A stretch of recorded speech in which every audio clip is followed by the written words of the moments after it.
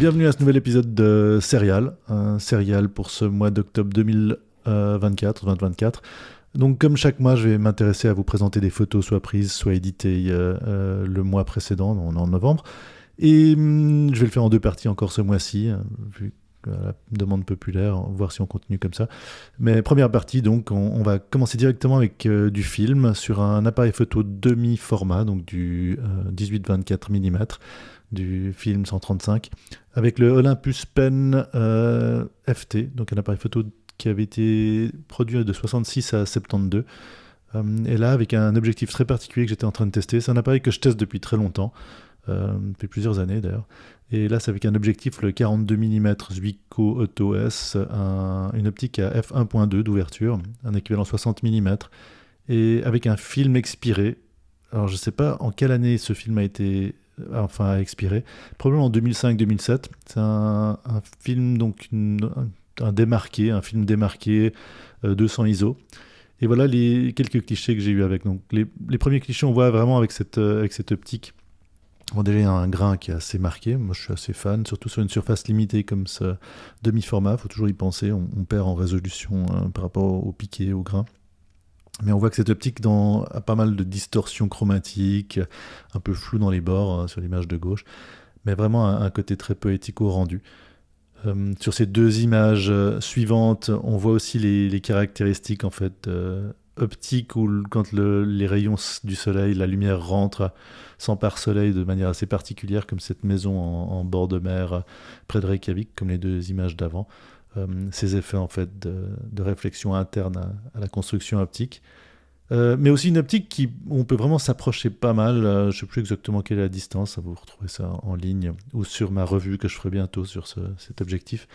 On peut se rapprocher de la macro, et avec une ouverture pareille, on a vraiment. Alors là, l'abeille n'est pas n'est pas vraiment net, enfin la tête est nette, mais on voit qu'avec le 1.2, on a vraiment une profondeur de champ qui est assez incroyable.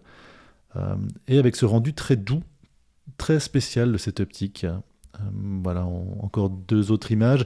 L'image de droite donne une bonne idée de ce que je disais avant. Alors, dès qu'on sort un petit peu du centre de l'optique, surtout si la distance n'est pas la même, on perd vraiment de qualité en fait.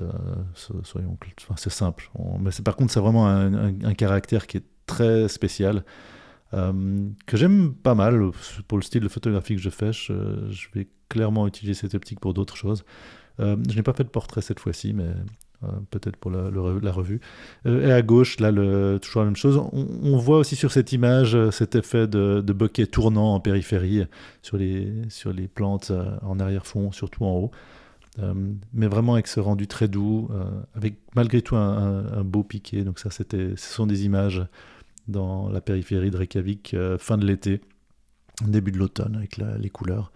À nouveau à gauche, toujours le même équipement, là, à gauche, une image entre guillemets macro, avec ce bokeh très spécial, ce rendu très, très particulier, que je vais vraiment essayer d'exploiter plus pour mes travaux. Là, c'est à nouveau, ces séries, c'est souvent des photos un peu prises en vrac. À droite, encore une image que j'aime bien, enfin, les effets un peu de lumière aussi à travers de cette optique. Chaque optique ayant vraiment des caractéristiques différentes en fonction des revêtements des lentilles ou simplement de l'organisation des différentes lentilles dans la construction optique. Mais en fait, une optique vraiment, un beau savoir-faire dans cette optique. Alors, il y a un Zuiko moderne qui est sorti, qui est beaucoup plus précis évidemment, qui est aussi 1.2, pas vraiment de comparaison. Encore deux images, même équipement, donc avec du 1.2, avec des films, souvent les films expirés, je ne les compense pas. J'ai envie de vraiment récupérer du grain de ces films, parce qu'en fait je pousse un petit peu ces caractéristiques. Là on est à un coucher de soleil, donc ouest de Reykjavik. Ouais, la combinaison des caractères de cette optique et du film et de ce demi-format qui accentue, comme je le disais au début, le grain, font pour des choses assez intéressantes, je trouve. Bon, alors là, on passe à complètement autre chose. Enfin, pas totalement autre chose, on est encore en Islande. Pendant ce mois d'octobre, il y a eu des éruptions solaires assez fortes et donc des aurores boréales plus particulièrement, enfin moins particulièrement verte que d'habitude. Et là, ce sont deux images faites avec un Leica SL2, donc un peu ma machine de test principale que j'aime beaucoup, relativement moderne, commence à vieillir, avec un TT Artisan 90 mm f1.25 que je suis en train de tester. Donc les deux images sont sans stabilisateur. Si je ne m'abuse, aux alentours de un 15e de seconde, quelque chose comme ça. Et donc il y a un léger décalé, un léger mouvement, on le voit sur les étoiles, surtout sur l'image de gauche. À 3200 ISO à gauche, 6400 à droite. Le grain ne me dérange pas particulièrement. Mais je trouvais très belles ces couleurs, en fait, ces mélanges de couleurs. Ça bougeait pas mal, c'était assez rapide. Là, je suis vraiment dans un des quartiers centraux de Reykjavik. Il suffisait de regarder en haut pour voir ces grandes nappes de couleurs qui d'abord étaient un peu violacées, roses, vertes.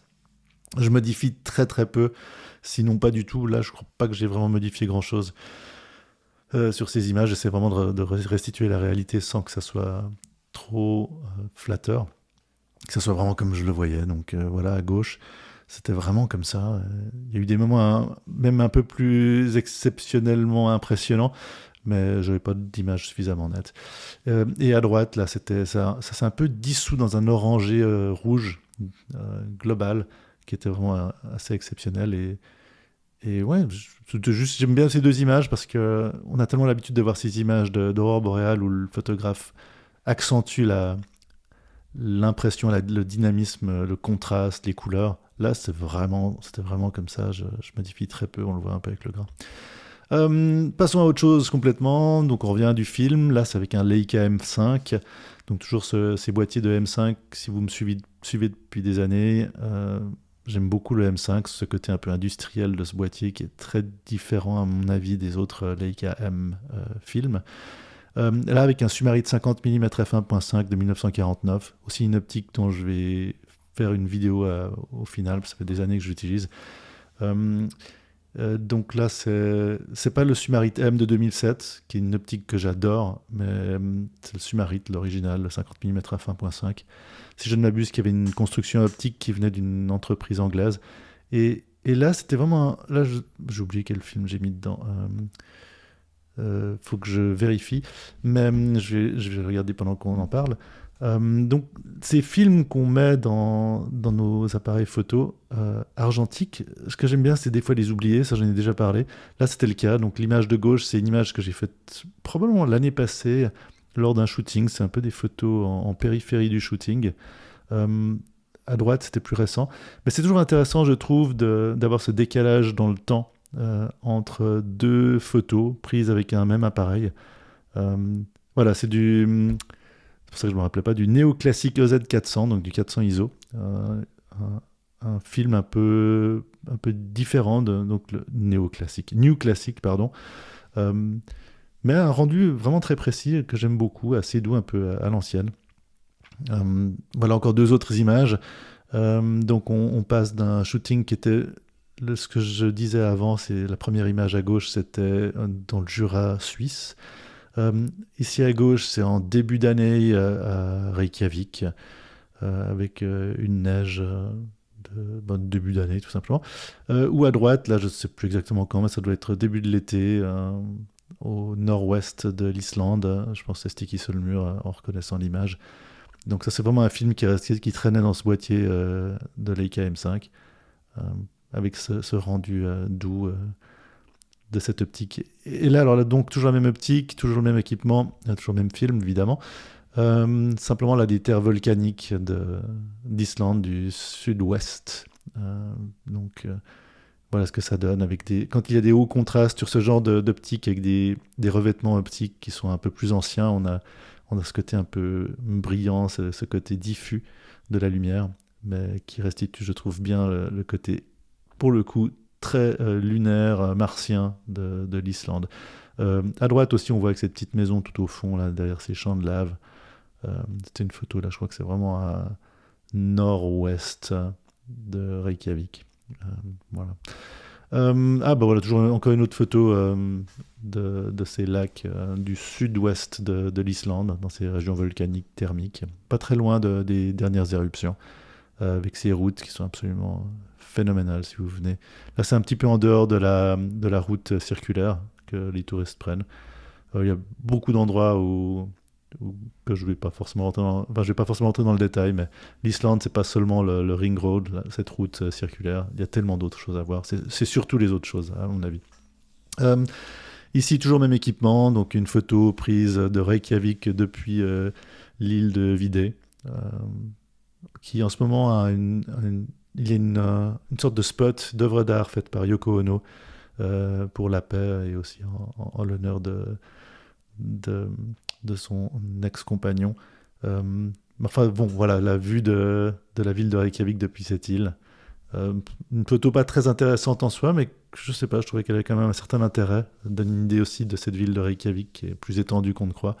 Ou à droite, simplement, bon, voilà, les limitations du film. Quand on a des très hauts contrastes, j'aime assez ça, où on retrouve vraiment une perte complète des informations dans les basses lumières, mais de l'information dans les hautes lumières, se diffuser. En fait, ce qu'on voit briller, c'est la mer, vue depuis Perlan, qui est au centre de Reykjavik.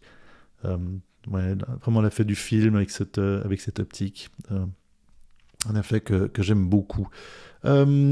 Encore deux petites images. Donc là, c'est du film. Ça, c'était à l'occasion simplement d'un test. Ça, c'est du moyen format, donc c'est du 120, avec enfin Harman Phoenix qui a sorti son Phoenix en rouleau de 120. Donc c'est du 200 ISO. Sur un Fujifilm GW690, le Texas Leica, donc avec une optique fixe, enfin fixe qu'on ne peut pas changer, d'un interchangeable, un 90 mm f3.5, un appareil de 1978. Une photo... Alors, le Phoenix, j'aime beaucoup le Phoenix, je pense que c'est probablement mon film favori. Quand on sous-expose un peu, quand il y a des contrastes, on a ce côté un peu diffusé dans les hautes lumières, comme on peut le voir sur l'image de gauche. Et quand c'est un peu sous-exposé, alors là c'est le scan que je corrige, je me permets de corriger ce genre de choses. Le scan n'est pas forcément parfait, mais on va avoir des teintes orangées. Si vous regardez ma première vidéo sur le Harman Phoenix, j'en parle vraiment en détail. Ces colorimétries bizarres dans les basses lumières, qui je trouve sont très intéressantes, mais qui révèlent aussi les imperfections de l'optique, pas mal d'autres choses, mais qu'on peut utiliser de manière créative. Ou à droite, là où l'exposition est un petit peu meilleure, il y a moins de très hauts contrastes. On a un film qui est vraiment très très beau, je trouve, dans les rendus de bleu et de brun. Donc voilà, les deux dernières images pour cette première série. On se retrouve la semaine prochaine pour la deuxième partie des photos de ce mois. N'hésitez pas à poster vos commentaires, questions, suggestions pour les mois qui suivent. Si vous voulez que je teste certains appareils ou d'autres, j'en ai testé des centaines et des centaines. S'il se trouve, je peux peut-être focaliser là-dessus. À bientôt!